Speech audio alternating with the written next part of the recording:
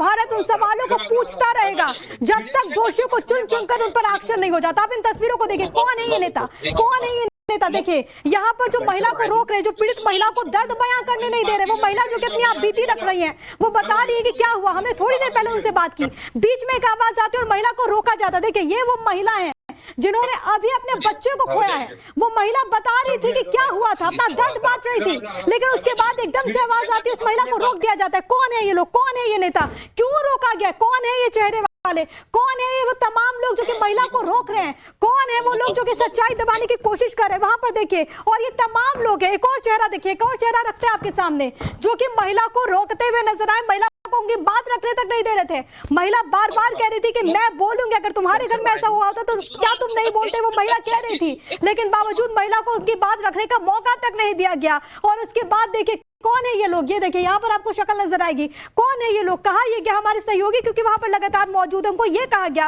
ये कोई senior leader आ रहे। तो क्या नेताओं की संवेदनाएं इतनी मर गई हैं कि वहां पर पीड़िता को उनको दर्द बयां करने तक का मौका नहीं दिया जाएगा?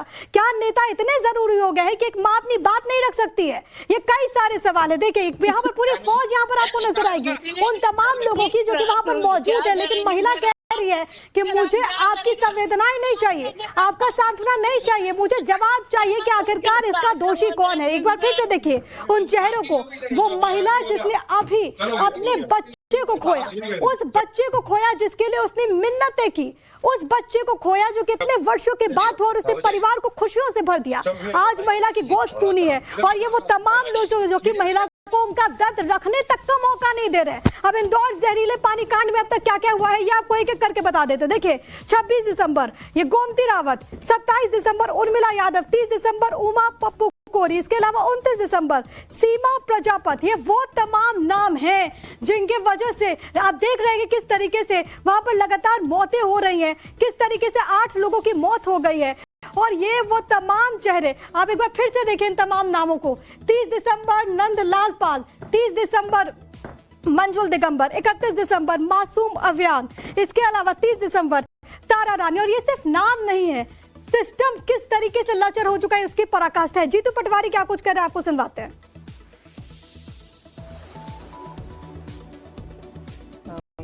इंदौर में लगातार मौतों का आंकड़ा बढ़ रहा है। हमारे साथ बातचीत करने के लिए कांग्रेस के प्रदेश अध्यक्ष जीतू पटवारी हैं। भैया लगातार मौतें बढ़ रही हैं, क्या कहेंगे? नहीं, बात यह है कि 13 मौतें हुई और मौत हुई सरकार के हठधर्मिता और उसके कारनामों के कारण। नगरीय प्रशासन मंत्री वहीं के हैं। जिन नगरीय प्रशासन मंत्री से सवाल पूछते हैं पत्रकार तो उन पत्रकारों को गाली देते हैं। जो मुख्यमंत्री 13 मौतें हुई और अपनी मौत 4 वो अपने वक्तव्य में 4 मौतें बताते हैं, मतलब मौतें छुपाते हैं। अरे लगातार आप हत्या कर रहे हो जनता की। आपने 25 लोगों की हत्या कर दी छोटे छोटे बच्चों की कोर्स सिरप से। जिस दवा ने जान बचानी थी उस दवा ने जान ले ली। फिर बच्चों को नोच रहे हैं चूहे। आपकी सरकार का कोई भी जवाबदेही का माध्यम ही नहीं बनता है। अभी 13 मौतें हुई, आपने किसी को न हटाया न किसी को जवाबदार ठहराया। अरे महापौर पे केस क्यों नहीं होना चाहिए गैर इरादतन हत्या का? क्यों नहीं होता है संबंधित अधिकारियों पर गैर इरादतन हत्या का? क्यों मुख्यमंत्री को लगातार वहां प्रभारी मंत्री वो है, खुद प्रभारी मंत्री है, एक स्वतंत्र प्रभारी मंत्री क्यों नहीं देना चाहिए? लगातार इंदौर की जनता ने पूरे दुनिया में स्वच्छता का तमंगा दिलवाया इंदौर शहर को, और हमारे मंत्रियों ने मौत दी, जहर दिया पानी में। और हमारी सरकार हत्या के बाद हठधर्मिता करती है। मैं मानता हूं हमने कमेटी बनाई है 2 नगरीय प्रशासन पूर्व मंत्रियों के नेतृत्व में, आदरणीय सज्जन वर्मा जी, आदरणीय जयवर्धन सिंह जी। 5 तारीख को रिपोर्ट आएगी, पार्टी उसमें पूरे संज्ञान में लेके सजगता से निर्णय लेगी। बात करने के लिए जीतू पटवारी हैं कांग्रेस के प्रदेश अध्यक्ष, जिनका कहना है कि ये कमेटी उन्होंने भी बनाई है कांग्रेस के पूर्व मंत्रियों की, और इस पूरे मामले में गहन जांच करके कार्रवाई होनी चाहिए। साथ ही महापौर और संबंधित अधिकारियों के खिलाफ गैर अदालतन हत्या के केस दर्ज करने की मांग कांग्रेस की तरफ से की जा रही है। कैमरामैन कमलेश के साथ मकरकाली टाइम्स नव भारत, भोपाल। तो सख्त एक्शन लिया जाए ये मांग चारों तरफ से उठ रही है, लेकिन एक बार फिर से वो तस्वीरें आप देखिए जो कि आज सामने आई। एक मां जिसने अपने बच्चे को खो दिया, कैसे उसे अपनी बात रखने से रोका जा रहा है, किस तरीके से उस मां को अपने दर्द को बांटने से रोका जा रहा है, आप इन तस्वीरों में देख लीजिए और सोचिए कि हमारा सिस्टम कितना लचर हो चुका है। ये हाल देश के सबसे स्वच्छ शहर का है। आमतौर पर पानी इंसान की जरूरत है, कहते हैं जल है तो जीवन है, लेकिन वही जल क्या किसी की जिंदगी ले लेगा?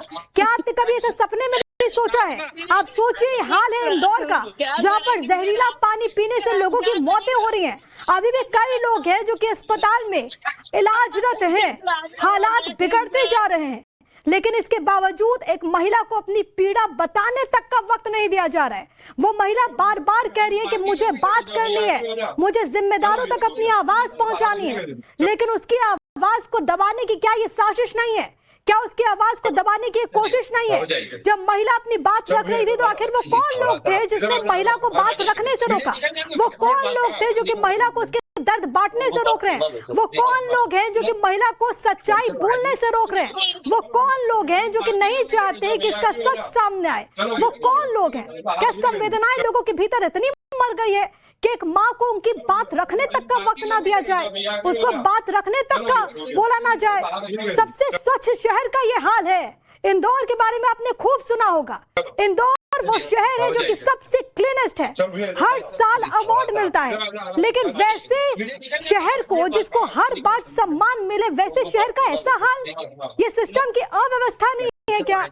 ये वो कुव्यवस्था है जिसको व्यवस्थाओं का नाम दे दिया गया है हमारे सिस्टम की तरफ से। एक महिला जो कि वहां पर पहुंची, अपनी बात वो रख रही है हमारे जरिए, लेकिन नेता जो कि लगातार राजनीतिक रोटियां भी सेक रहे हैं, और वही नेता जो कि महिला को रोकते हैं। कुछ और तस्वीरें आई हैं, वो जरा आपको दिखा देते हैं। कैलाश विजयवर्गीय, पुष्यमित्र भार्गव जो कि मेयर है, अभिषेक बबलू शर्मा, कमल वाघेला स्थानीय पार्षद, ये वो तमाम लोग हैं जो कि पहुंच रहे हैं, संवेदनाएं जाहिर कर रहे हैं। लेकिन दूसरी तरफ वो महिला के सवाल है कि मेरे बच्चे के कातिल को ढूंढो, मेरे बच्चे की मौत जिसकी वजह से हुई है उसको सख्त एक्शन उस पर लिया जाए, उस पर आप कार्रवाई करो, ये वो महिला बार बार कह रही है। हादसे पर हाहाकार, कौन जिम्मेदार? ये कुछ चेहरे हैं जिनके ऊपर जिम्मेदारी है शहर को बेहतर रखने के लिए। उनके नाम भी आप देखिए, कैलाश विजयवर्गीय जो कि स्थानीय विधायक है, प्रदेश सरकार में मंत्री हैं, बड़े पदों पर रह चुके हैं। कमल वाघेला जो कि यहाँ पर आपको झूला झूलते हुए नजर आ रहे हैं, वो देखिए जिन पर जिम्मेदारी है कि वहां पर व्यवस्थाओं को ठीक किया जाए, स्थानीय पार्षद हैं। ऐसा रवैया? पुष्यमित्र भार्गव मेयर हैं, हर साल अवार्ड मिलता है क्लीनेस्ट सिटी का और उसको रिसीव करने के लिए जाते हैं। सोचिए कि क्या हाल इंदौर में हो रखा है। अभिषेक बबलू शर्मा, इनकी भी तस्वीर आप देख लीजिए, MIC मेंबर हैं। ये वो तमाम लोग हैं जिनके ऊपर जिम्मेदारी थी, जिनके ऊपर इंदौर को बेहतर करने की, वहां के हर एक नागरिक को बेहतर सुविधा प्रदान करने की जिम्मेदारी थी। क्या जिम्मेदारों ने पल्ला झाड़ लिया? क्या सिस्टम की ऐसी बेरुखी कि वहां पर एक महिला को अपनी बात रखने का मौका नहीं दिया जाए, इस महिला के बच्चे की मौत हो जाए पानी की वजह से? आप सोचिए इससे ज्यादा दुर्भाग्यपूर्ण क्या होगा। एक तरफ आप लोग नए साल का जश्न मना रहे होंगे, लेकिन सोचिए वो 8 परिवार जिन्होंने अपने अपनों को खोया है, उनके घर में इस वक्त क्या चल रहा होगा, परिवार में कैसे मातम पसरा हुआ है। और सोचिए जरा कि उन लोगों के घर में क्या हाल हुआ होगा जिनके घर के अभी भी परिवार वाले अस्पताल में एडमिट हैं, उनको नहीं पता कि वो वापस लौट करके भी आएंगे या नहीं। वो दिन रात ऊपर वाले से यही कामना कर रहे हैं कि उनके अपने ठीक हो जाए। ऐसा हाल हो गया इंदौर का। ये देश का सबसे